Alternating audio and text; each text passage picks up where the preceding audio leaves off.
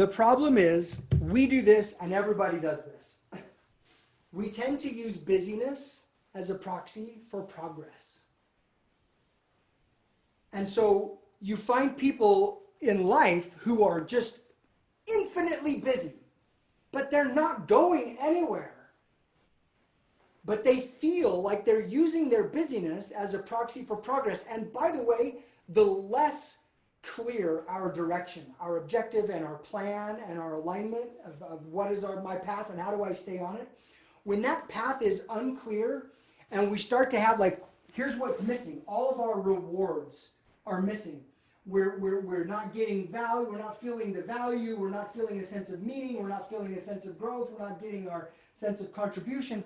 And this creates what's called cognitive dissonance. And when we start to feel that cognitive dissonance, it's really uncomfortable, and we tend to mitigate the cognitive dissonance with activity. We just try to go do a bunch of things. We think that, okay, if I'm busy and I'm active and I'm doing a bunch of things, then I will feel a sense of momentum and movement. But it doesn't. It's like treading water.